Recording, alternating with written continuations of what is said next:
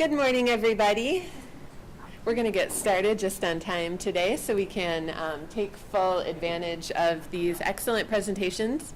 My name is Jessie O'Reilly. I'm Assistant Professor in International Studies at the School of Global and International Studies here at IU Bloomington.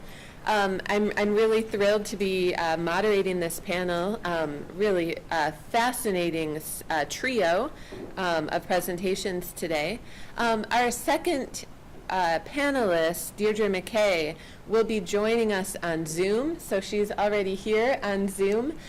When she presents, just to deal with some of our microphone and sound issues, we'll need to be quite quiet so we can all hear.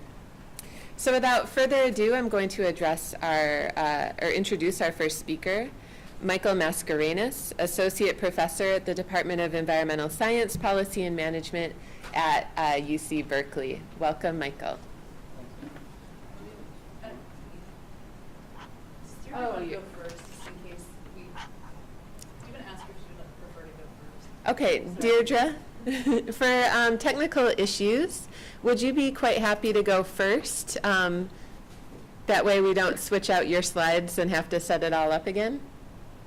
Absolutely fine. Okay. Can you hear me? Yes. All right, I'm going to introduce you now, and then I'll introduce Michael again. Thank you. Sorry. All right, so now with a quick schedule change, we have Deirdre McKay. She's a reader in social geography and environmental politics from Keele University. And her talk is titled On Global Plasticity, Framing the Global Through Effective Materiality. Thanks, Jessie. It's really, really disappointing that I couldn't be there in person, but I did want to share some of the work that I've done around the Framing the Global project and the directions that I've traveled in. So I'm not going to talk about the project that was underpinning the book I wrote for Framing the Global, which was published at the end of 2016 as An Archipelago of Care, Filipino Migrants and Global Networks. I'm going to talk about plastic instead, and I'm going to think about global plasticity in the sense of what we can turn the global into. And I'm thinking about the global in ways that I learned about from the other fellows, from Juju Gill's work on materiality, from Katrina Tawa's work on frames, from Rachel Harvey's work on particular, from Tim Bartley's work on global production chains. So this is kind of a gift back to Hillary and the other fellows. So this is the book I wrote, and you can see the cover is, I'm already thinking about plastic. And this book mapped the global through effective connections generated by Filipino migration to the UK. But at the same time, I was also working on this project on plastics, which is the flip side of those networks. I was looking at the toxic materiality of globalization, the stuff that people sent back home, the stuff that they bought with the money that they earned. So just to give you an idea of the global plastic problem and how it is global, since we started producing plastics at the beginning of the early 20th century, we've made about 8.3 billion metric tons of plastic. There are some stats that tell you just how much that is. We've produced more in the last 10 years than in the whole of the 20th century, so there's an exponential increase in the amount of plastic out there. Half of the plastic we produce, we use only once and then throw away, but there is no away.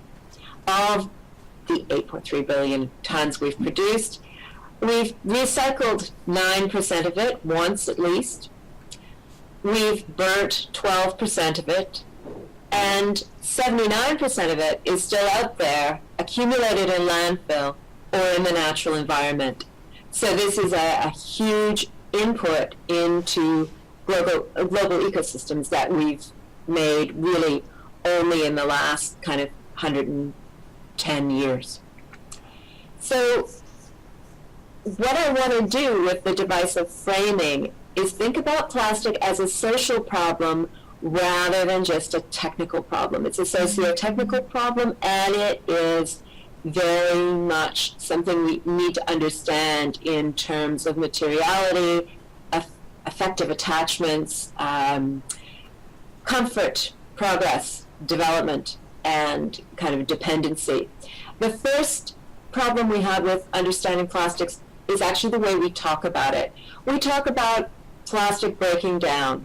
Well, it doesn't. It breaks up into smaller and smaller pieces. To get it to break down, you really have to put in a heck of a lot of energy. So this means that plastics are not, in practice, actually recyclable.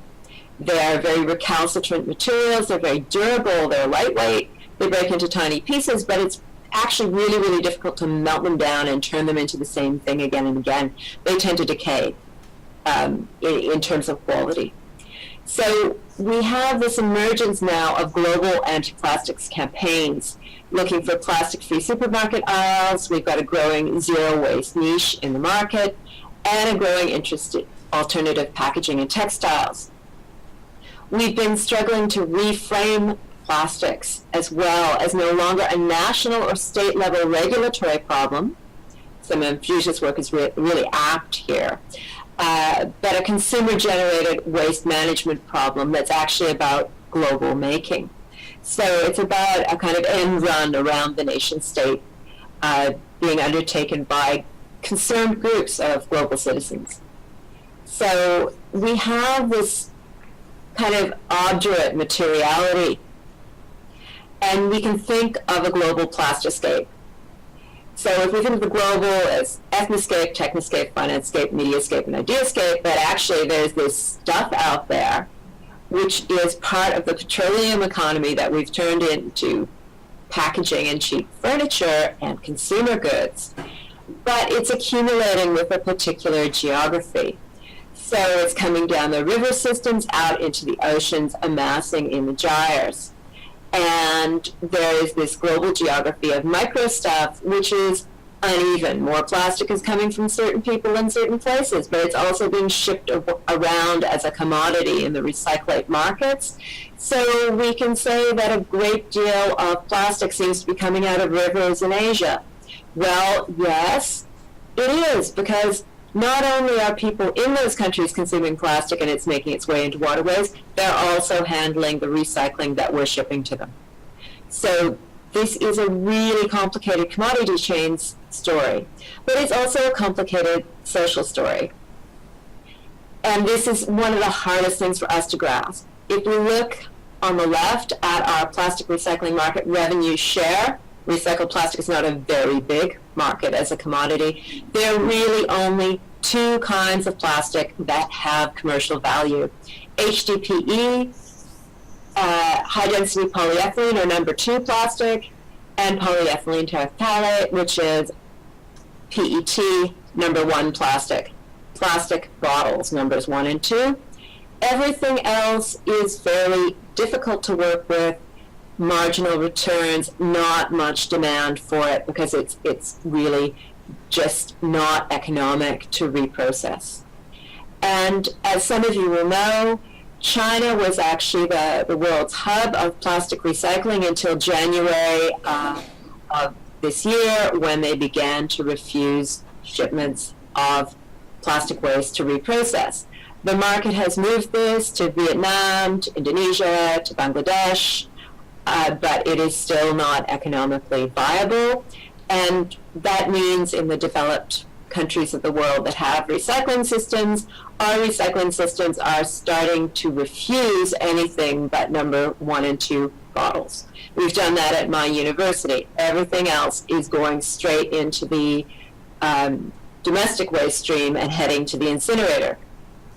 Problem with that is, yes, we can generate energy by valorizing plastic. You can use a microwave, but combusting plastic produces dioxins. Dioxins are the persistent organic pollutants that we worry about. They bioaccumulate in fatty tissue, both in animals and in people. And 90% of our dioxin exposure comes from food. Dioxins being highly toxic, they cause reproductive and developmental problems, they damage immunity, they change hormonal regulation, and cause cancer. That's just standard World Health Organization stuff. So if you really want to break down plastics, look at what you do on a U.S. aircraft carrier. You have a plasma torch and you pyrolyze them. That works wonderfully. You get carbon dioxide and water out of it.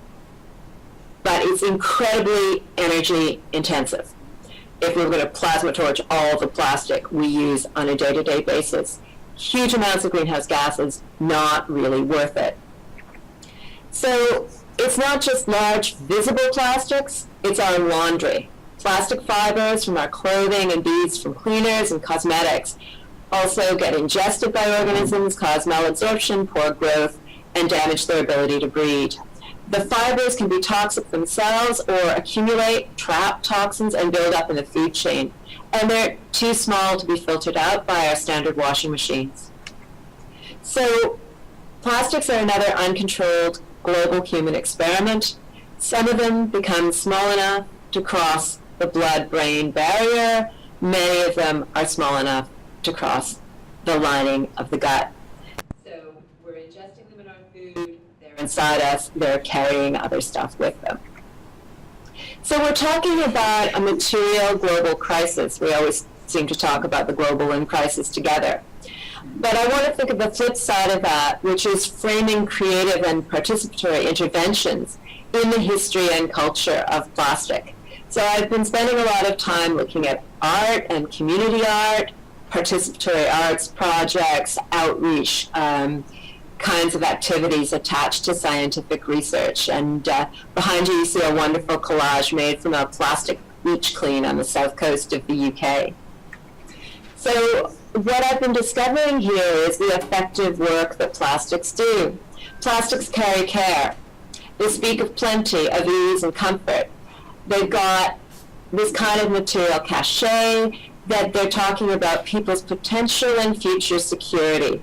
And they're used to express ethnic identities, gender, and social mobility. They've got very particular local histories, thank you, Rachel. They flow through regimes shaped by global rules of production, thank you, Tim, until, of course, they don't.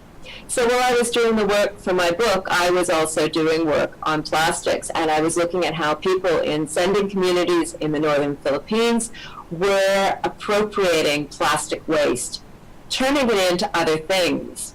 So not only were they shipping it back from Hong Kong and the UK in the form of gifts, they were taking things like plastic bottles and turning them into fish traps. And they were doing really interesting things like taking plastic waste and turning it into replica trade beads. So the work that these people are already doing allows plastic to be refigured in a kind of global counter-commodity chain. So I visited this one community where the solid waste management was actually collecting domestic waste and throwing it down the riverbank into the upper reaches of a river system that drains into the Pacific, the Chico River.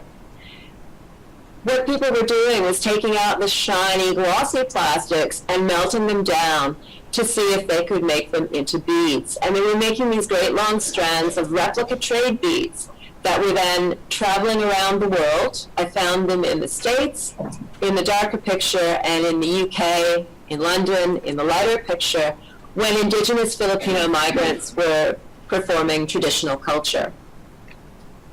So as I thought about what my Filipino friends were doing with plastics, I started working with local groups here around Kiel and began thinking about plastic literacy as a material and effective form of global citizenship. So I started working with the local arts charity and thinking about the way plastic was framing particular ideas of progress, comfort, abundance, convenience, and potential. And realizing that if we want to make interventions into what people are doing with plastics, we need to speak into conversations about these things that are already in progress. So we worked with one of our chemists and a 3D printer. We worked with media people and creative writing academics as well as artists to do some big public displays. And working with plastic materials hands-on communicates not just the problematics of plastic and the urgency of the crisis, but it activates the latent potential in individuals to take effective action to address these problems.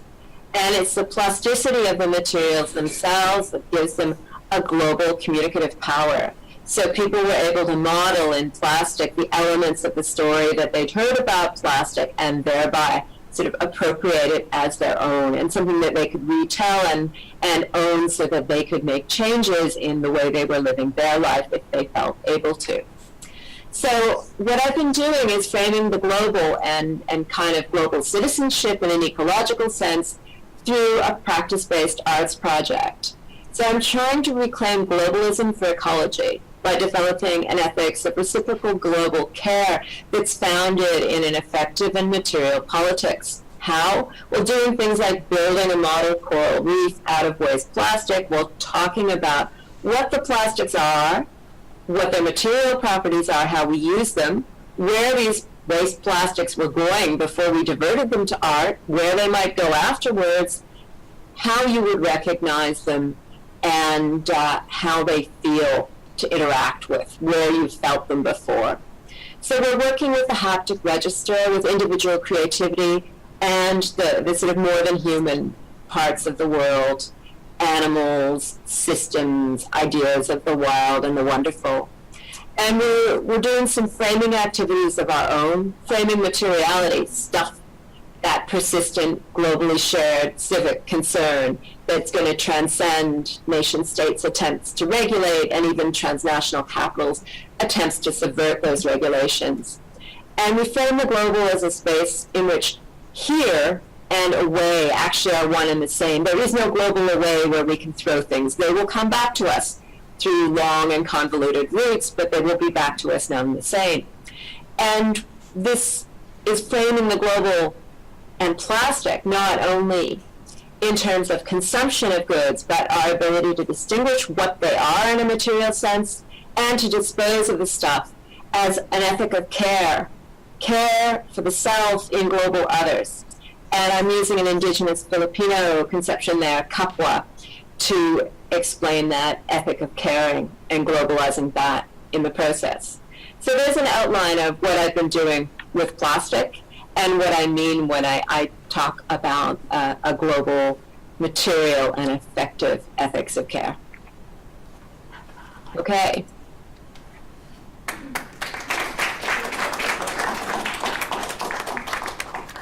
Thank you very much, Deirdre. I know we have a lot of questions. We're going to listen to all the presentations and then have a conversation afterwards. So now I'm happy to introduce Michael Mascarenas. His presentation is titled New Humanitarianism and the Crisis of Charity, Good Intentions on the Road to Help.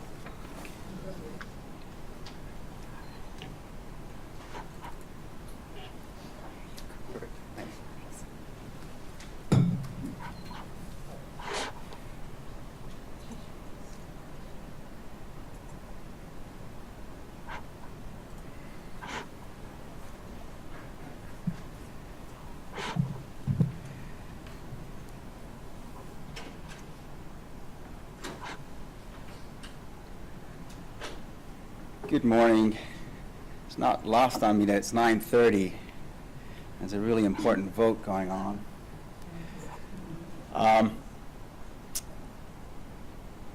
So I'll excuse you if you're a little distracted. First, I think I'd like to acknowledge the Native American tribes for which the land of Indiana University is situated on.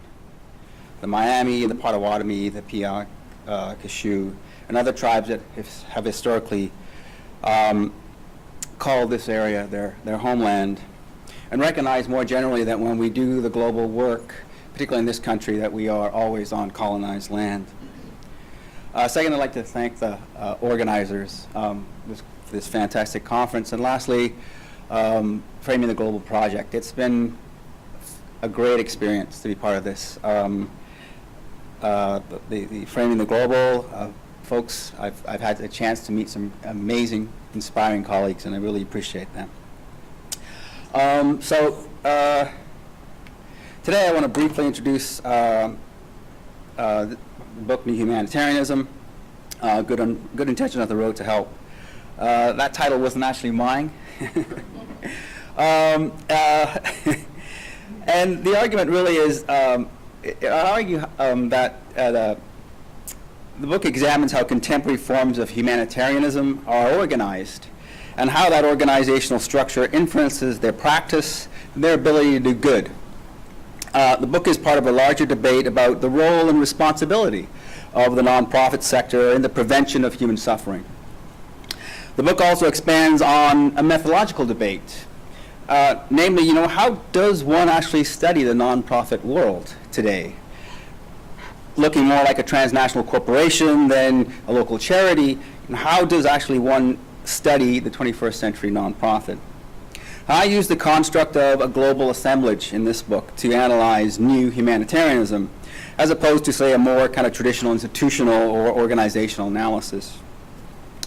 So in the book, I do examine the role of expertise in processes of knowledge production around doing good. I look at the role of technology, explore the conjuncture of education, moneyed interests, and humanitarianism. But today I'll limit my comments to a general introduction and highlight the convergence, what I find a particularly interesting convergence around financial capital, corporate philanthropy, and entrepreneurialism. I began the work in 2010 as a volunteer and was instantly fascinated at how nonprofits actually produce knowledge out there. How they raise funds, how they bring that how they bring that knowledge back to the West, and that the interpretive analysis that goes on there. How they raise money, how they spend funds, and how they did good.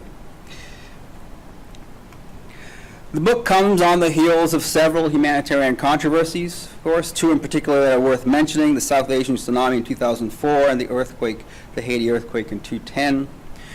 In the days that followed the South Asian tsunami, the affair really became, I think, a global affair. Governments, corporations, individuals from around the world scrambled to help. Within 6 months, they raised over $13 billion for victims of this natural disaster. However, in the weeks and the months that followed, other stories started to come out, and the stories where people weren't getting the money that was sent to them. They weren't getting help. And more so, some of the funds that were donated to some of the nonprofits that were supposed to be working there were actually diverted to other campaigns, which many donors found very frustrating and somewhat deceiving. More recently, we witnessed another international humanitarian response following the devastating 7.0 magnitude earthquake that struck Haiti in 2010. And the controversy here was about who got the aid and how it was being distributed. Almost all of it, 99%, went to relief agencies, and only one went to public institutions or the government of Haiti per se. There's an interesting, you'll remember, ProPublica and NPR investigation in 2015, which revealed that the Red Cross had received $500 million and only built 6 homes. So as a result of these and other humanitarian failures, there's been a movement. There's been a movement to make humanitarian more preemptive, sort of emphasized by the responsibility to protect, or the R2P principle ushered in by the United Nations. This new humanitarianism is principled, human rights-based, politically sensitive, and geared towards strengthening those forces that bring peace and stability to the developing world. End of quote. One striking feature of this new brand of humanitarian government is that it actually blurs the boundaries of who does humanitarianism, extending that distinction from donor governments and international agencies and non-governmental organizations to foreign and private militias, corporations, investment banking, private foundations, religious groups, political parties, any other institutions or groups extending a helping hand to people affected by crises. In addition to introducing new actors, new humanitarianism has also, I should think about an acronym for that, has also blurred the boundaries of what constitutes humanitarian inventions and relief, extending them to include the training of armed forces, the support of international human rights reform, the strengthening of domestic justice systems through regulatory reform and regime change. Another consequence of new humanitarianism is that it signals the rejection of universal rights to relief in times of crises. So making humanitarianism more directed, more political. And in terms of those politics, and it turns those politics, to civil society actors who, as a consequence, now wield significant biopolitical power. Some have suggested that this new form of that this is actually a new form of sovereignty over life and death decisions. Yet in spite of what amounts to sovereign decision-making authority to give life and take it away, we know very little about how humanitarian needs and efforts are determined, how money is raised, spent, or invested, how markets are enhanced, how technology is used, how expertise is established, and how poverty reduction programs are supposed to work and why they usually fail. Now, part of what, oops, I didn't want to do that, sorry. You have to be careful how you touch these things. Part of what makes this current humanitarian conjunction so extraordinary is the way in which the convergence of finance, capital, corporate philanthropy, and entrepreneurialism and business management principles have converged and been reconfigured to solve the most pressing problem of our society, of modern society. For their part, the nonprofit sector has experienced unprecedented growth in recent years.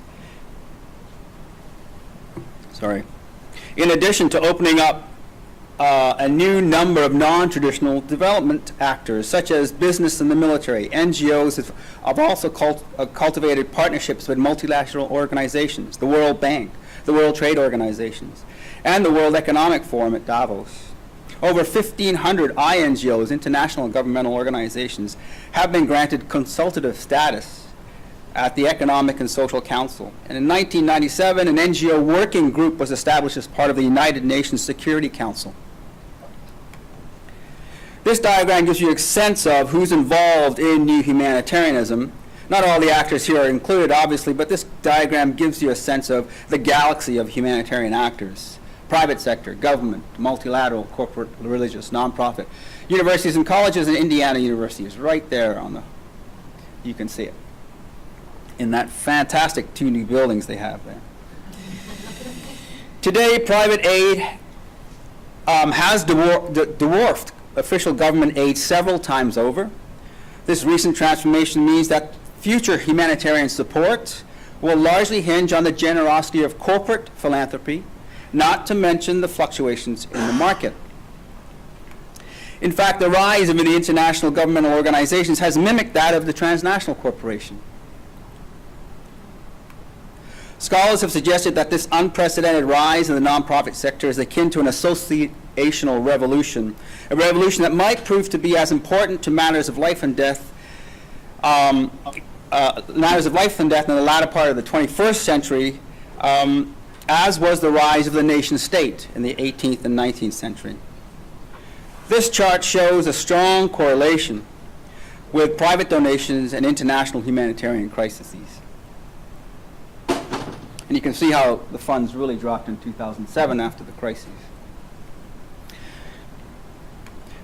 Now, the popularity of market-based approaches to humanitarianism is best captured by Acumen Fund model, which takes in donations and then invests them in products or services of private venture firms, whose goal, in addition to making profit, must be also to serve the poor. You'll remember Acumen Fund spoke at one of our earlier.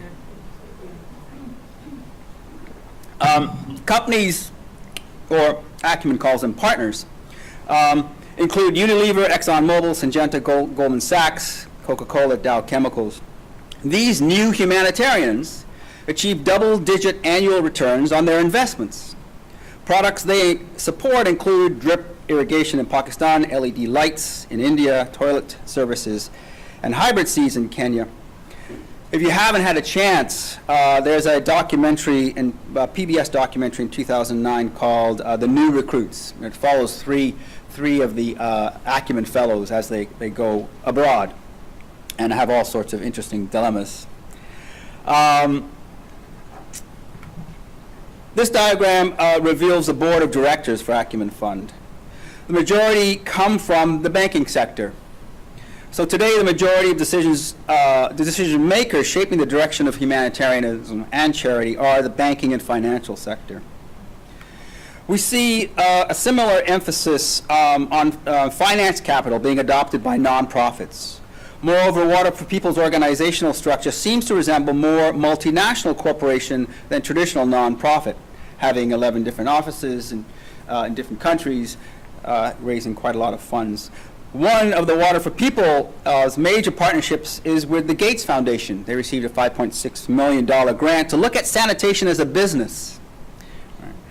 This grant, according to one of the project managers, will put Water for People on the map. Now, you can look at the board of directors for Water for People, too. It's divided into banking, water charity, consulting firms, water technology companies. And I do want you to pay a little pay attention to Nalco and Neptune, and CH2M Hill, as they will appear later. Nalco produces water treatment devices. Neptune produces metering infrastructure technologies.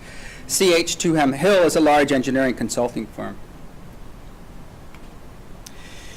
Investing in a water index is now more profitable than ever. There are more than 100 indexes that track and measure the value of stocks of companies in water-related businesses, all offering healthy returns.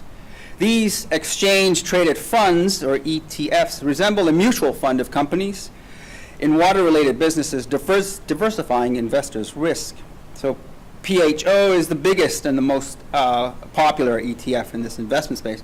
What I want you to notice, and what you should have noticed, is that Nalco appears at several places. They're in the board of directors of these nonprofits. They're parts of these exchange funds. So Nalco technology gets tested in some of these places, in Rwanda, in where I was stationed. Nalco employees are paid to go out and actually do the field work. So there is a thick kind of this assemblage, this notion of assemblage. There's a thick weaving of interests here. ITT are a major, and Nalco sit on the board, and they're a major sponsor of Water for People. So you get these really overlying and interweaved interests that are all financial. Right? So what's important to recognize is the way in which these companies weave into each other's business. Nalco, for example, sits on the board of directors of Water for People, a major donor. Water for People tests Nalco products in the field. Right? Nalco employees volunteer, they're paid leave to participate in data gathering, mapping, and baseline efforts, and Nalco shares are sold in water resource portfolios.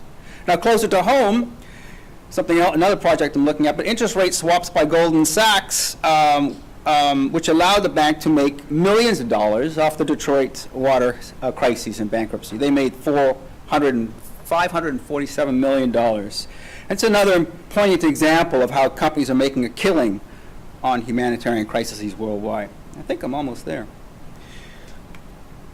I think the following quote by business consultant reflecting not simply the importance to the private sector for humanities, but how companies are aligning their core business strategies and practices within the Sustainable Development Goals. It really underscores this conjuncture. I think getting business to understand that this is about new markets. This is why emergent markets are so important for nonprofits. It's not about good, it's about doing good business. So the question I want to examine is, how does this particular current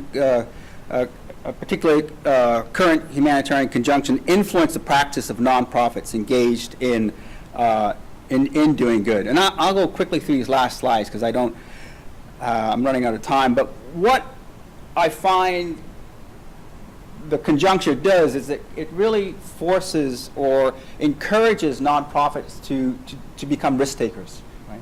Really bet big on big events, big projects, a moonshot, propose a crazy idea to the World Bank, try to get that IPO. So it's really forcing a culture of risk taking, and that's a little bit unnerving. I won't spend too much time on this, but every year there's what's called a Fail Festival, And actually, the World Bank has put on 4 over the last few years. The major donors put them on. What's interesting, and it's all comedy. It's comedy, it's music, it's satire. They use to say, well, why did our technology fail? And they're always blaming the technology, or they're blaming each other, right? So the World Bank blames the program managers, right? And the program managers, they blame the World Bank. They make unreal expectations and things like that. So I'll wrap it up here, but to say that. Sorry, I'm running. This new humanitarian complex effectively keeps the existing structure of inequality in place. It does not change it. Moreover, as more business-minded folks get into the act, it's business principles and not humanitarian that drive the philanthropic sector, driven not by some moral pursuit to change the contemporary conditions of poverty and dispossession, but rather by an uncharitable imperative to profit from them. Thank you.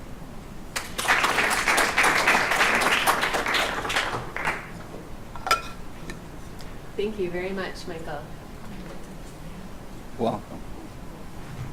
Just one little piece of news from the committee. Just a little one. All right. Our final presenter is Brian O'Neill. He's a PhD student at the University of Illinois at Urbana-Champaign. And the title of his talk is Policy Entrepreneurs for a Return to Infrastructure, a California Case Study of the Global Desalinization Industry. Is this you? Yeah.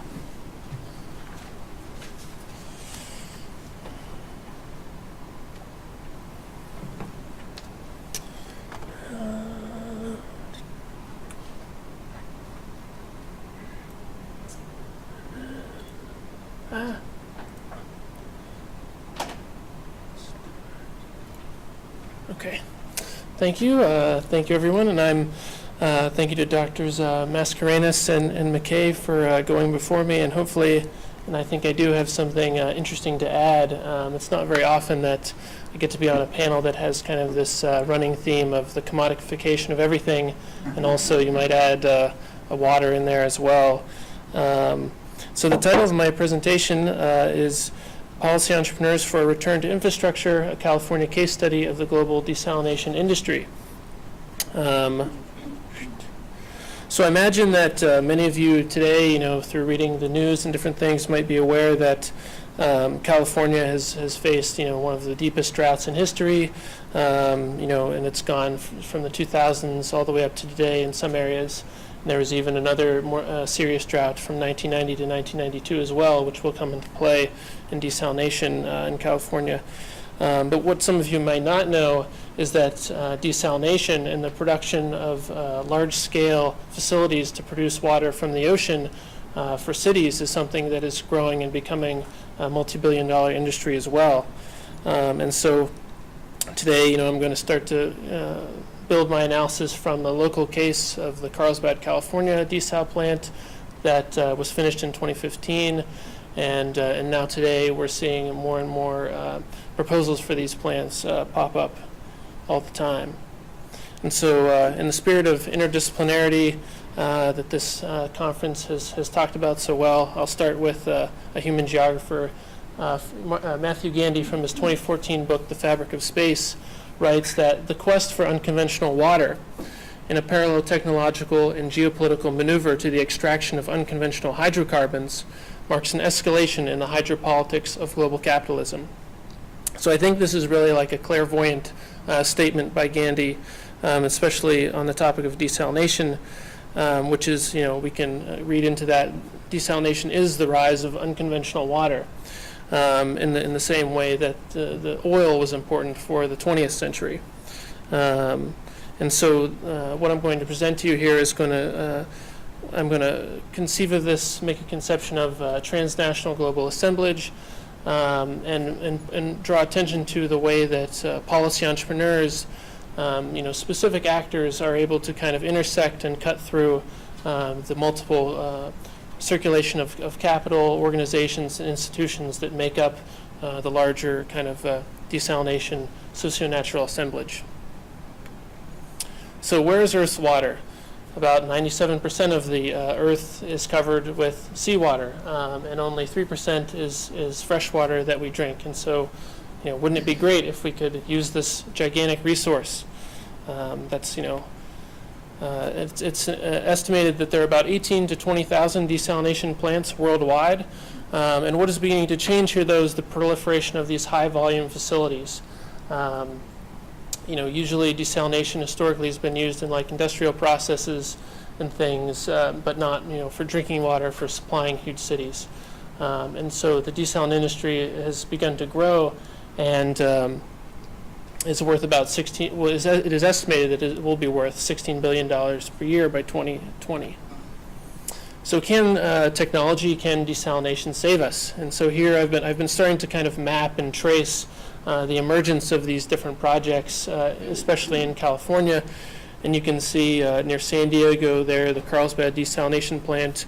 In pink, you have the plants that are proposed. There's a few that are defunct, and you're even seeing them, interestingly, and I don't have enough time to talk about it, but you're seeing them in Arizona and Mexico as well. And all of this is kind of linked, and these are kind of the same actors that keep popping up over and over again.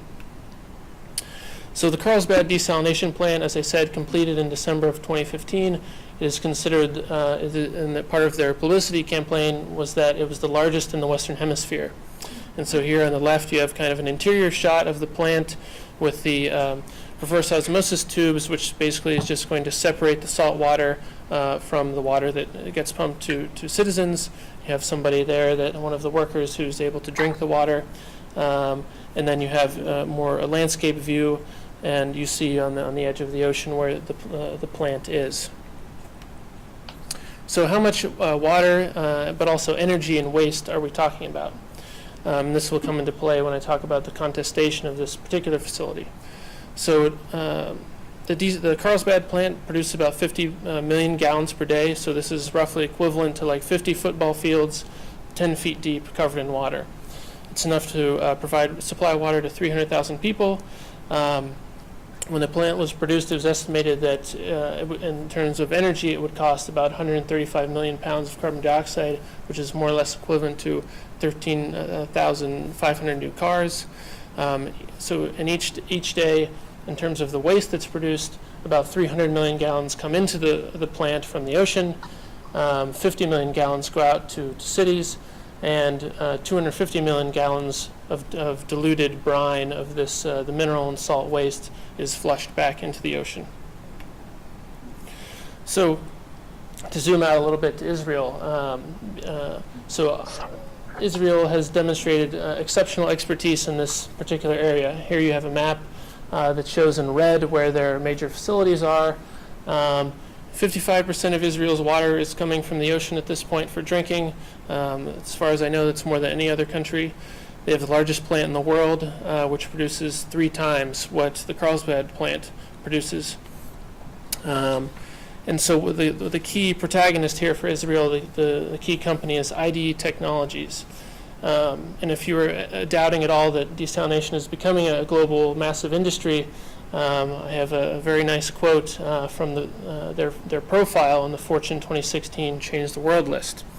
And I think this really draws attention to what the environmentalists and the people who are contesting these projects are thinking. That maybe it's not these companies are not so benign and just trying to provide sustainable solutions to cities.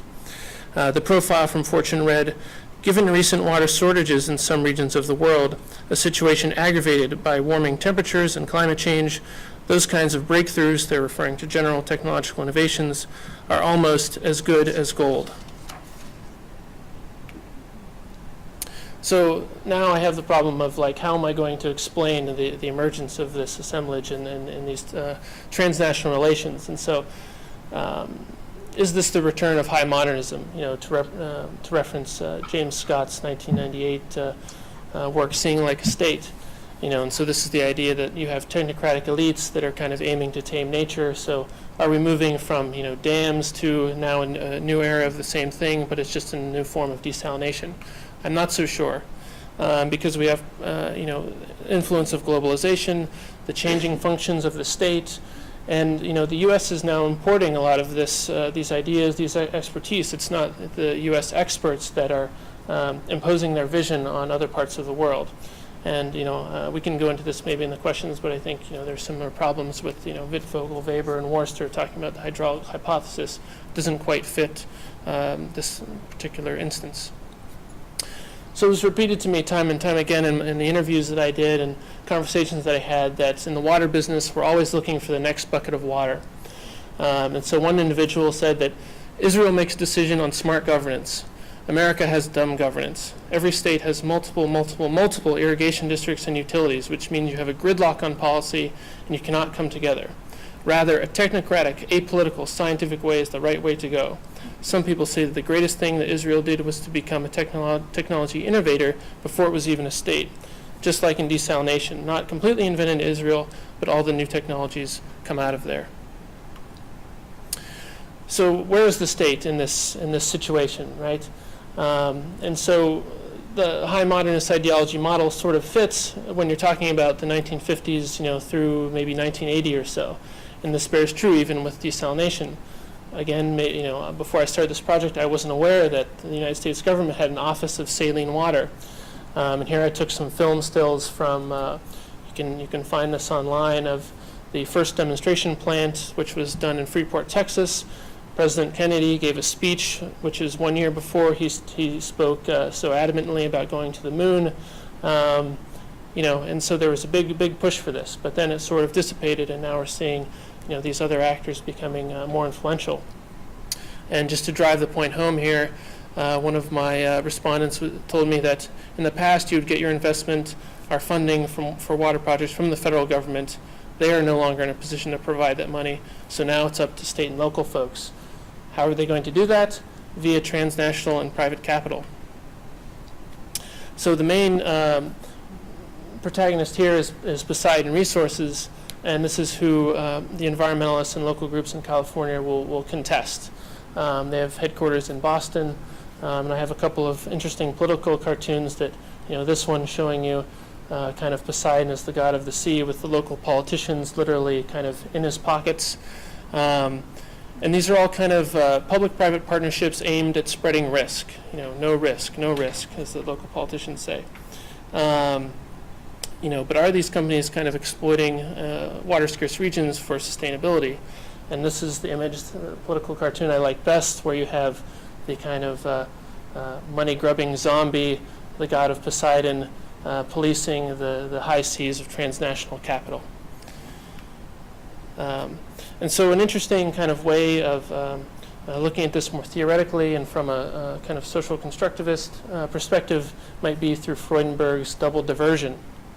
First, you have environmental harms which are not actually always economically necessary, but they're creating a privileged and disproportional access to a particular resource.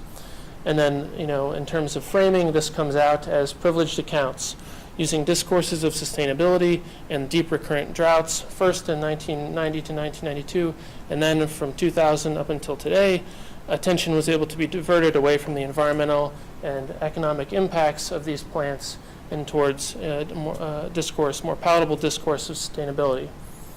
As I was told many times to me, in the water business, you never waste a drought. So as I've been saying, there was considerable environmental backlash, although for this particular plant in Carlsbad, it didn't lead to a much immediate change. There are 11 court cases that were filed, and so the recourse to environmental law is really the main tool by which environmentalists can contest these plants.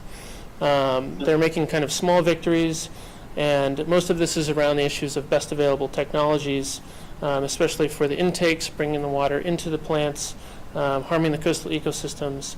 And now there's been a recent Water Resources Control Board investigation into sea urchins who are becoming infertile, possibly because of the brine. The jury's still out on this. And so what I think I'm seeing here really is like solutions in search of problems. And so this led me to kind of integrate this concept from John Kingdon's 1984 work on policy entrepreneurs, which are generally, he describes as people, willing to invest their resources in return for future policies that they favor. And he runs this theme throughout his book. He explains that they're not the cause, per se, of policy changes, but they're kind of always able to they're always there to hook a solution, in this case desalination, to a particular problem. Here we have water scarcity, and always looking for the right political moment to do that. And so I think that global and transnational sociology, global transnational studies can benefit from maybe looking more into the policy sciences, which kind of have remained kind of trapped in national sectoral containers. And a lot of I'm just going to run through a brief description of a few of these policy entrepreneurs, and the way that I went about this was using kind of a method of relational biography. You might be familiar with this from the works of Desilets and Garth from the late 90s and early 2000s. If we want, we can talk about, in the discussion, Swingdu's conception of socio-nature and how that might relate here as well. Policy entrepreneur number one, kind of new leadership. So the general managers of water agencies are historically engineers. It's not the case in San Diego. There's kind of been a shift. And so we have a career trajectory from local and regional government, specialization in administration and business, but then this person starts to realize that the water sector is really where the action is. As I said before, the recurrent droughts in California have kind of opened a policy window into which you can insert the discourse of diversified portfolio and start to push for these desal technologies. Here I've got an image from part of the publicity campaign. The Carl Bud Lewis desalination plant is new, it's reliable, it's drought-proof. And then we have kind of some evidence of the proliferation of these plants. The West Basin Water Agency is another one, and they're producing pins for people to wear that say, "I love responsible desal." Second, we have the namesake of the plant, Claude Bud Lewis, sorry. So this is somebody who had, no idea, no intention of ever kind of getting into the water sector until he becomes mayor and starts becoming involved more in regional politics, gets elected and appointed to the major boards and committees in California's water industry, and became an ardent desalination supporter. He was noted as saying, "Water is going to be very short until you have a new source. The only new source is desalination. I don't care what anybody has to say." And finally, we have an individual who was bringing desal home, really. So not everyone at Poseidon is, perhaps a money-grubbing Wall Street banker, as might be portrayed. One individual is a senior member from San Diego, an engineer turned lawyer. And he speaks about how the problem was never really about engineering in the last 20 years or so in the water business. It's all about law. It's all about permitting, about negotiation. He interned and worked for major water agencies and desal membrane companies in the early part of his career before becoming a lawyer, at which point he started to consult for Poseidon, working on their international projects in the Middle East before he joined full-time and started to rise through their ranks. So is desalination kind of a panacea, or is it a sort of Poseidon misadventure, as one of the influential environmentalist blogs aptly put it? Here you have an image from the contestation of the Huntington Beach plant that's going on still, and the quotation from this woman reads, "If you really think the environment is important and less important than the economy, try holding your breath while you count your money." And so, obviously, like I've been saying, this is kind of a new transnational assemblage, a global industry, right? And as we can see, the CEO of IDE had this to say after the completion of the Carlsbad plant: "It's the start of a solution, and once you have a successful plant like this, like in Carlsbad, it raises our profile in the United States." Certainly there will be more to come. As I said, obviously, they continue to be opposed. So there's still somewhat of uncertain future. And then finally, to close, I'll just another kind of clairvoyant and I think very apt statement by Gandhi towards the end of his book, where he writes, The relationship between cities and urban infrastructure cannot be restricted to narrowly normative or teleological readings of urban change. Water both constitutes and delimits the public realm, not necessarily as a stable or coherent social formation, but as a set of spheres of contestation and negotiation. So I'll leave you with that, and thank you very much.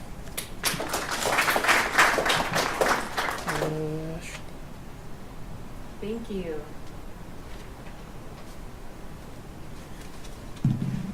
All right, at this time, I'd like to invite Michael and Brian to have a seat, and we're going to open up the floor for a conversation. So if you have a question, let us know. And we will run a mic. And Deirdre, here she is.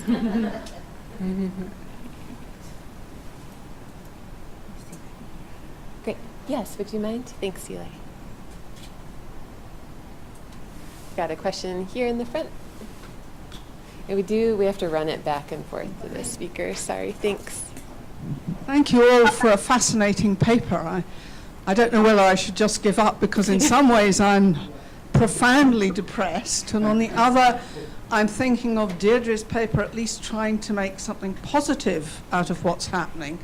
And I think what I've picked up is, in looking at this sustainability, entrepreneurship, ethics, and transnational capital and business, there is this negotiation and contestation. Deirdre, you were trying to reclaim the ground by saying we can do something with it. People are attempting to reclaim plastic for themselves or to create it into something different. How far do you think you can go with that? Michael, in your paper, I felt, is there actually any room for hope? Are there ways in which we can do the kind of thing Deirdre is doing in this sphere, or are these people so ingrained where they are that the only contestation and negotiation is among themselves and not with the people who are affected? And then to ask you, Brian, I love your presentation, and I was just saying to Rachel, well, I work in Southern Africa, and of course they're saying desalination's the way to go in Cape Town, and you know how this is proliferating. And you seem to show that there may be some room for this negotiation and contestation, and that there are people on the ground who might be able to change the way in which it's working. So that's my question.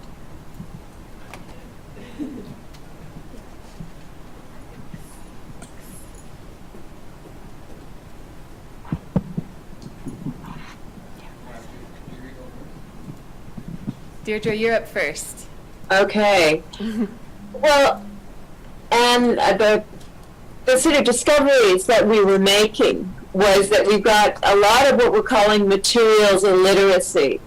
People in the Philippines were actually pretty good at sorting out what they could rework into beads, what was actually garbage, what they didn't want to see again, what was problematic, because they didn't have an effective way to throw it to. And it's actually by trying to reclaim the plastic that people start to figure out for themselves how hard it is to work with, how brittle it gets, how you can't put it through the 3D printer more than once and still have it kind of turn into a useful product. It's a little bit of a white elephant, a plastic white elephant from the 3D printer here. But instead of having an expert descend on them and say, hello, I'm an academic and therefore, a member of the intelligentsia, and I'm here to tell you, you recycle wrong and you need to do better. You have a very interactive and playful encounter with something that they don't focus on as part of their day-to-day materiality. And that's when they realize what the limits are in reclaiming particular plastics and come up with their own kind of plan of action that fits into their lives. Because you've got really complex things going on around convenience and time pressure, around disability, around age, around poverty and austerity. And you have to negotiate that with a lot of sensitivity and just, I think, leave a scope for action there. Because some plastics will be necessary in the future. Medical plastics, absolutely. They're the best thing we've got. But then we've got to factor in the hospital needs a plasma torch. we can't just kind of put them in landfill and hope they'll stay there. They don't, on a geologic timescale. So I've tried to be very engaged in doing this and very kind of locally responsible, which is certainly what I was doing with a team of Filipinos in the Philippines, and then I've been running it in parallel here in deindustrialized, benefits-dependent, working-class communities, which has been really educational. And I've been working with the team here at Kiel, and just having similar kinds of discussions, but with people who are much farther removed from actually trying to do anything with the material. But, people say, why are you even bothering with a 3D printer? And the answer is, it's a big piece of kit that people haven't seen before, and especially teenage boys and men really like playing with it. So, it's a somewhere to open the conversation, because people are not happy about another set of experts and another set of responsibilities that they're failing to meet. There need to be other routes into this discussion. So the answer is, how far can you go with reclaiming plastics? Not at all. We actually need to ban many of them. But we're going to have a lot of corporate pushback with that, and we need a kind of engaged and critical public to carry us forward. Thanks. Hi, Rachel. Hi, Susan. Oh, do I need this? Do I need this for Rachel? Oh. Yes, for the live stream. Okay. I think if we continue to think about individual market-based solutions to people's dispossession, then we're not we're going to continue to take advantage and consumerize harm or the consequences of an uneven system. But note, this is not the first time that we've done this, right? So Marx was writing about technocrats and bankocrats at the turn of the 19th century and how they controlled the state. And as a result of a whole set of crises that occurred, then the state steps in and puts in public water and sanitation, public systems of all sorts. And so I think we're seeing the limits to this approach clearly all over the world. And at some point in time, I think it'll swing the other way, and public systems will be built. The difference, of course, is we have, 7 billion people on the world, and we're reaching a whole bunch of limits, like too much plastic and other things. So it's a different time to some extent. But I think, and the other thing I'll say is, the way I think about some of the organization of civil society, the state, and the market, or corporations working, that they're actually doing and bleeding into each other, right? So the state often has nonprofit sectors, the state does good humanitarian work, the state runs as a business, corporations do standards, and corporations educate folks, corporations do good work, they do humanitarianism, and nonprofits do both, right? They do corporate things, they act like a state, and they act, in the book, they act like a for-profit institute. So in the ways in which we actually think about how these organizations work needs to actually change as well. Thank you for your question. I think I'm going to answer this question, I'm going to share Dr. Mesenkern's sentiments here as well, that we're seeing kind of the limits of the commercialization of these things and the use of markets. I think, at least in my case, maybe we're starting to see kind of a weakness in terms of the discourse of sustainability and greening and things. Really, there's no limits to the way that it gets appropriated by these corporations, and there needs to be some kind of I don't know what it would be exactly, but I think there needs to be a new discourse, and that's this needs to be part of the program for these activists, for these environmentalists, in order to successfully contest these projects. Otherwise, it's just always going to get their ideas are just going to get appropriated by the corporations to make profit. And secondly, and something that since you mentioned South Africa, something I remember having a conversation with one of my colleagues there. She was telling me, don't underestimate the limits of the professionalization of the water sector, and even of environmentalism. And that was one of the key problems that, in talking with some of the environmentalists that I talked with about this project, is that they saw too, is that there's not this kind of radical element anymore to environmentalism, and we're seeing environmentalists really that are lawyers, leading the charge here, and that doesn't spell radical change maybe as much as would be preferred. Yeah. Great. Yes.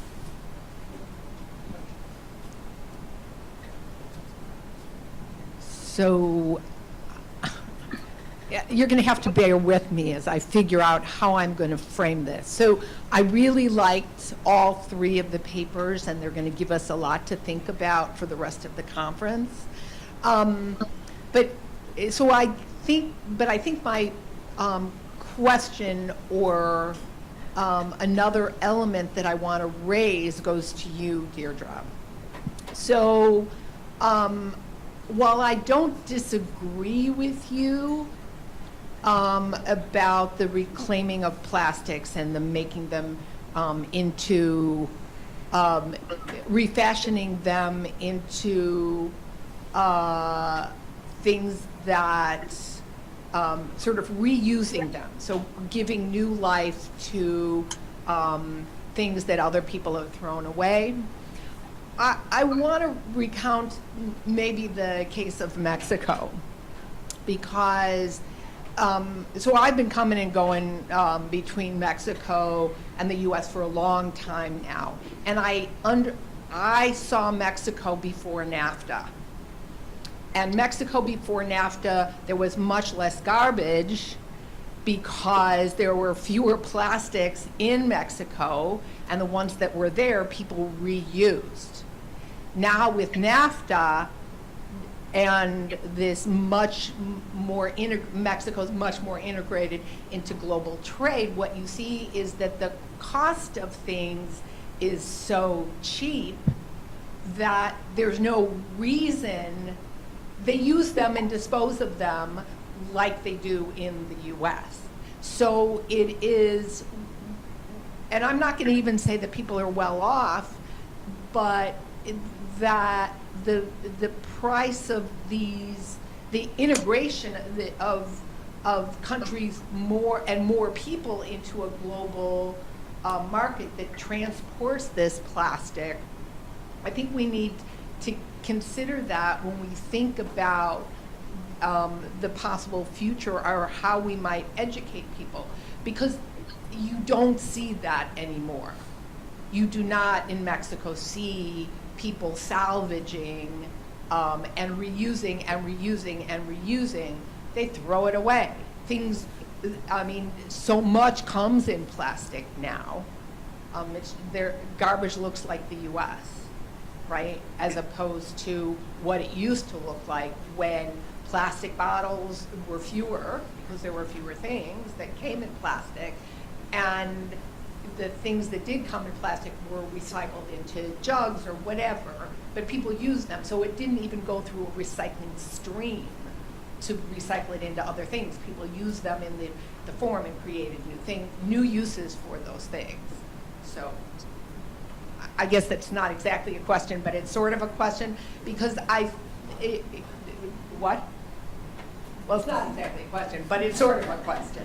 I want you to think about the way in which global incorporation of places that were seemingly outside of this, the impact of that, those kinds of levels of trade on what you're thinking about.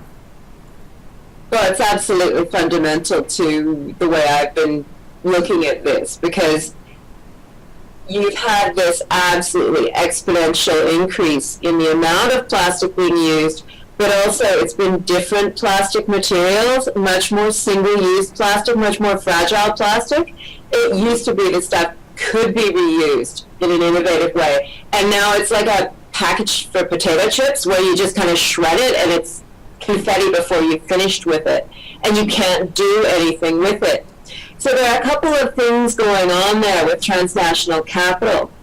And the kind of commodity chains that are producing the goods but also the waste commodity chains. And I think one of the real things that's made plastic so cheap and non-recyclable is fracking. A lot of what they call the virgin feedstock is coming out of the fracking industry in Cancer Alley. So that's why the Chinese aren't really taking domestic recycling anymore, because they've got cheap raw materials. And why would you reprocess this difficult garbage when you've actually got a source of virgin feedstock? The materiality that you talk about in waste management in Mexico, that's a really, really common global story, because local solid waste disposal systems are just not set up to cope with the stuff. And we have systems where producers, distributors, they're all offshoring disposal onto local governments and householders. So you have the consumer on the one hand and the householder disposer on the other, and they're one and the same. But nobody wants an educated consumer, you know, in terms of what the waste will be, but you want educated householders, and there's a real sort of subjective tension there. What we're trying to do with this kind of project is to look at the global relationships that are created by the waste and improper disposal or disposing of improper materials, to unpack some of those bigger questions about, you know, what happens when you introduce this kind of plastic to somewhere that doesn't have any solid waste management infrastructure at all. But the question there isn't it doesn't really get us to the material problem, which is that if we're putting it into landfill, if we're sending it to Asia for recycling, or if we're burning it, we still have these terrible ecological effects that are global. So it doesn't really matter if I'm putting my packet of crisps into a river in the UK or into a river in Canada. They're still breaking into pieces and circulating in the Atlantic and accumulating at the poles and turning up in the food chain. So there's a way in which the activism and building that swell of activism, I hope, is going to take its own directions. There's definitely a lot to map out in the commodity chains, and I'd love to work with an economist or an economic geographer, political sociologist on this. It's really, really difficult to get information out of the corporate entities involved. I've approached a couple of our local recycling firms and said, okay, so where does your plastic go? And they say, into the market. And I'm like, yeah? The market. And I'm like, yeah, the market. Okay, so like it goes where, and it's sorted, and it goes, oh, we can't tell you that. Okay, so ISO certification for production, but not for waste disposal. I getcha, I hear you. So you can't tell me it's not being turfed over the side of a container ship on a back road to China because it's got no value. They're like, no, we can't tell you anything. So there's a lot of work to be done, and we're just trying to do this in an interdisciplinary way. We're just scratching the surface. So, you know, it's a really good question, how does this work? But I worry about expressing it that way because we tend to then reinscribe this thing about we've got people who don't know how to manage their garbage. But we don't know how to manage ours either, really. We just throw it away, and away is somewhere over there. And there is no away. Away is the new here. I would add, if I can add a little point to that, sort of virtuous reuse also asks people sort of ingeniously reusing plastics to take on the toxic risk of the plastic into their own bodies. And so there's the sort of threat of contamination in the sort of ingenious reuse as well. Yeah, absolutely. And that the kind of the person who made these was burning them basically in her house, which was thankfully very well ventilated. But as she pointed out, the sort of other option she had was to burn them in the garbage pit beside the house. So this plastic was going to be burnt in proximity anyway, and she was trying to melt it down with some temperature controls. So again, the kind of risk and the exposure to it with dioxins, with microplastics, we'd like to think there's an intimate geography there and a remote geography and a risk map, and we know where it is. I think we may be actually quite surprised at what that really looks like. So that there are ways that you can engage in this reuse stuff with plastics that you don't have to heat, and you can mitigate some of that risk. And that's what I've been working with material scientists and artists on doing when we're putting together our workshop packages. But the other thing is, people are saying, how will you throw all this away, and how will you recycle it? And then that's our opportunity. So we've only diverted it from the waste stream. This will be burnt and produce dioxins locally. This, we can put in the recycling, and we don't know what will happen to it. But that's where it was going anyway. We've only diverted it. So there's this kind of, it's sort of pointless play, but it's very educational, and it's a lot better than sort of being scolded. But yeah, there are risks in the bricolage, but there are also opportunities. And I mean, this is stuff that people were doing anyway. They started out with melting down toothbrush handles. So again, I'd like to get gas measurement in there. I would like to look at local contamination. It would be an interesting study to do. And then the risk mapping, again, I need an epidemiologist on this. This is one of those interdisciplinary projects where you go, yeah, and I don't have the technical skills, but worth asking. Who's next?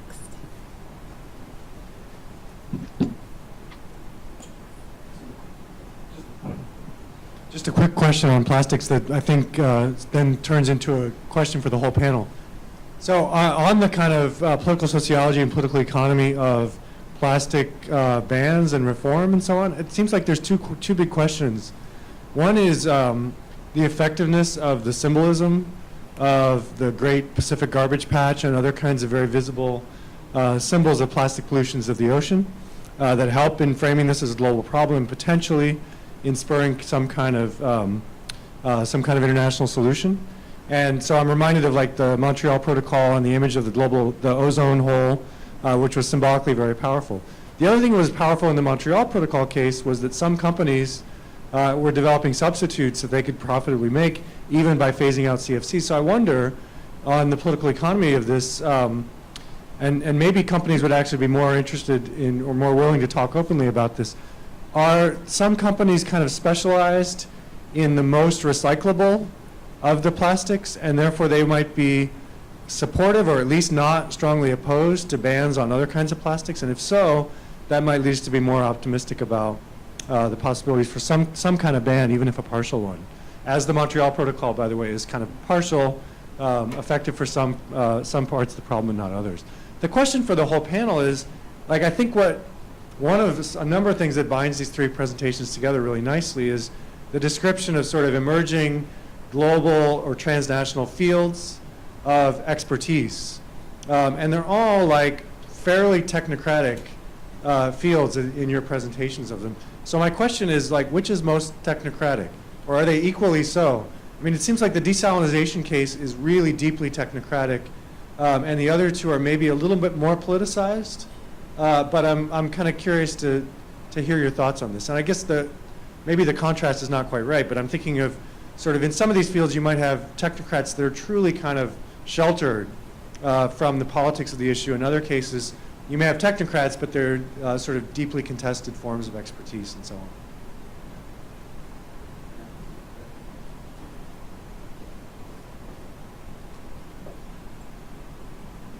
That's a good question about technocrats. I think, from what my experience has been is a lot of the folks driving these solutions, and they're largely technocratic, are engineers, right? But people who are on the field, people who actually volunteer, students who do study abroad and they end up wanting really to do good, those folks are there. A lot of them are social scientists, right? Or have a social science undergraduate degree. The turnaround is very quick, right? Because they get out there, they do their field work, they're there for 6 months, they get disillusioned, they don't rise in the company, right? In a lot of these technocratic companies, and they leave.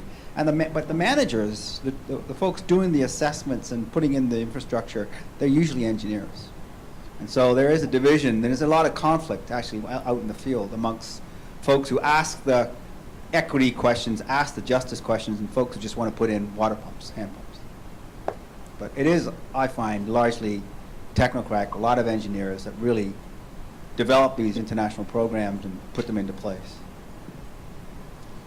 Yeah, thank you for your question. So this is like the thing that I've been struggling with is like, to what extent is this, this technocratic paradigm, or to what extent might it be something else?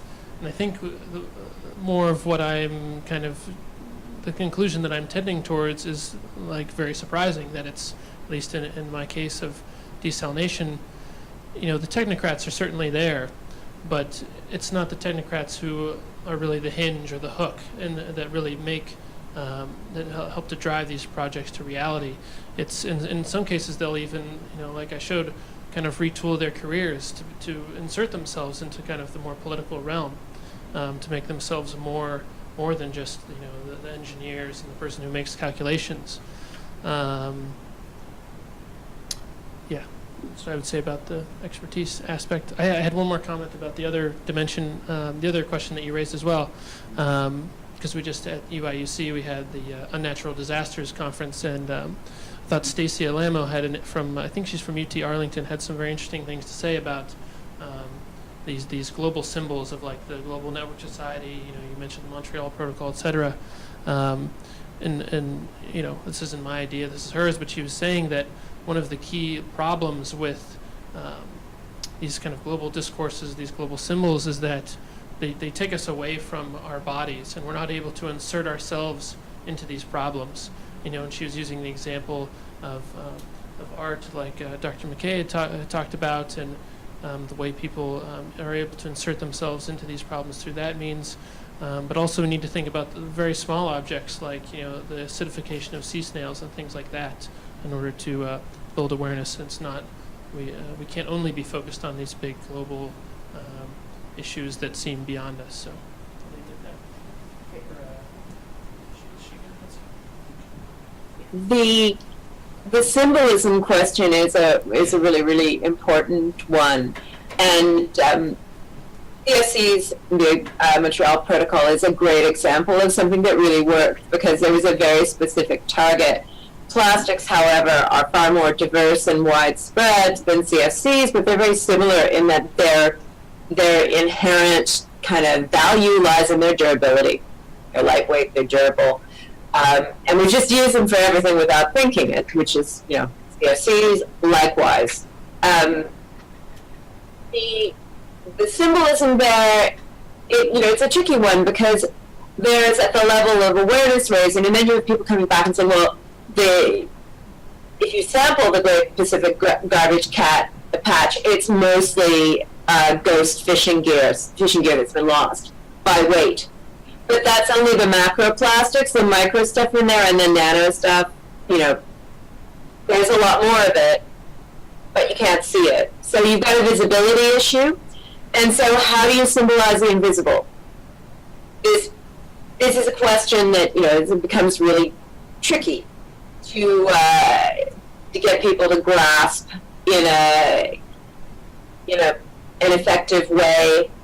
And that hole in the ozone layer, again, the map, that works to think about. But the sort of question that you've asked about bans there is also about symbolism. Bans are one thing, consumer protests are another. Right now in the UK, we have a big consumer protest where people are targeting a particular manufacturer of potato chips, and they are sending the empty bags back to the free post address through the mail, and saying, you've got to make your packaging recyclable or compostable. It can't just be single use. And of course, the Royal Mail is complaining, please put your used crisp packet in a paper envelope, because the grease is getting over the rest of the mail. So you're galvanizing popular protest, and in a way, regulatory bans may come much later. but you've got consumer action, and our plastics manufacturers here are scared. They are really anxious because they're saying things like, well, we can't possibly ban disposable polystyrene cups for the office coffee maker. And people are going, yes, we can. Yeah, watch us. You know, they sort of like, people need disposable cups. Really? And so you're having these battles about kind of what things can actually be made of and what you can do. And we've really changed things here in the UK. 2 years ago, if I tried to take this water bottle through airport security, I would have had a real talking to, you know, full or empty. Now the airport security people are like, oh, you have a water bottle, thank you. The fountain to refill it is just over there. So they put in refill stations. So it's about the ability to build that infrastructure, and it depends which technocrats you're dealing with, you know. So the water infrastructure at airports has been adjusted, but we still have people who are resistant around kind of recyclability. We're talking about compostables here and more anaerobic digesters to handle them, because a lot of things are not domestically compostable, they're only industrially compostable, they're polylactic acid.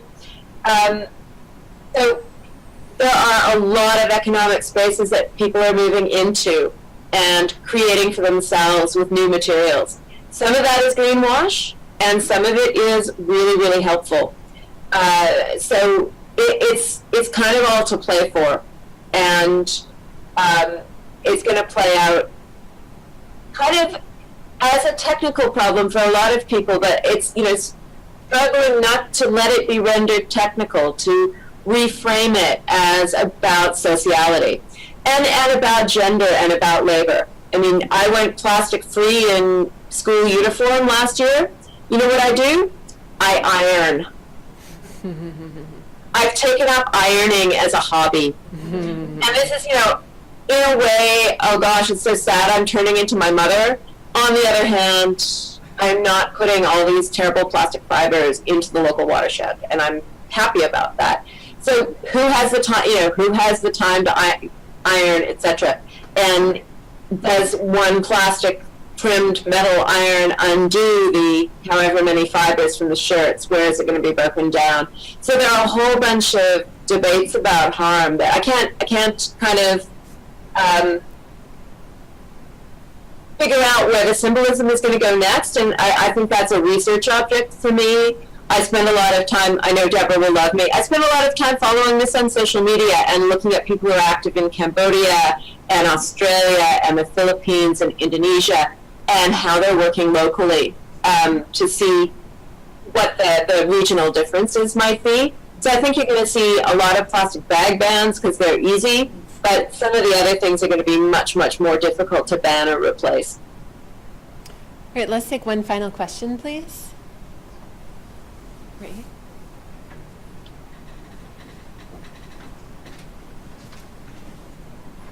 So I have a question for Michael and Brian. So Michael, at the end of your presentation, you talk about this culture of smart failure. And this is something that's very, you know, sort of in the air, at least of professional service firms, of what people do. So what I'm interested in, my question is, how does that impact, or how does that work itself out within this humanitarian sphere? And, you know, what does that look like? For Brian, I'm interested in, so it seems like you talked about sea urchins and snails, so the ecological impact. And I'm wondering, just like with plastics, is there a sense of where it becomes almost like a global seascape, where if you have enough critical capacity of desalination plants, does it start to impact the broader global ocean ecosystem? Or is this something where it's really about, you know, where the plants are and more of a, you know, specific ecological impact there? So those are my questions.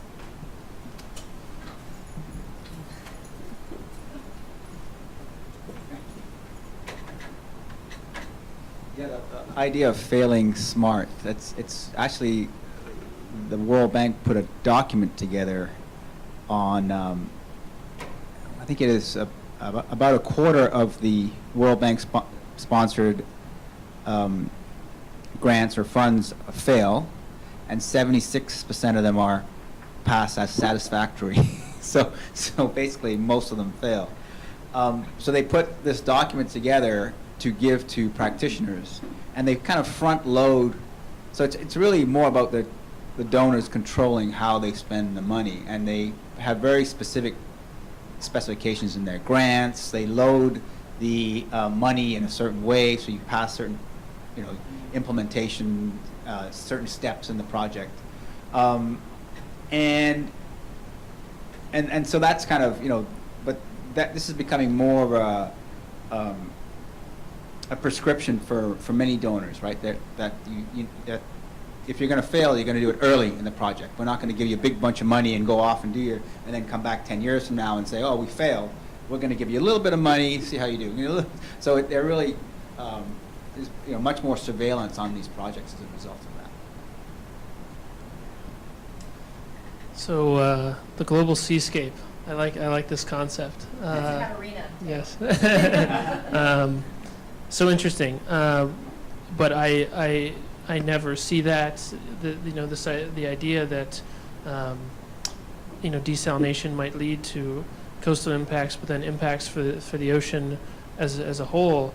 Kind of like the stuff that we're seeing with plastics and the gyres never comes up. It's all about, for now at least, the local impacts to the ecosystem. And I think that's it's a really important question, moving forward. But I think it's also the product of this just emerging, the global desalination industry just in the last few years. But I think that we're already seeing evidence that there's only going to be more of it, and so it'll be an open question moving forward. Yeah, thank you for making that comment. Great. There. All right, with that, we're at time. I want to thank our presenters for really thoughtful new directions for thinking about the global economic sustainability conversations and the ways that we attempt and fail to do sort of ecological good. So thank you for that message and for your research. And thank you, audience, for your participation. Great job.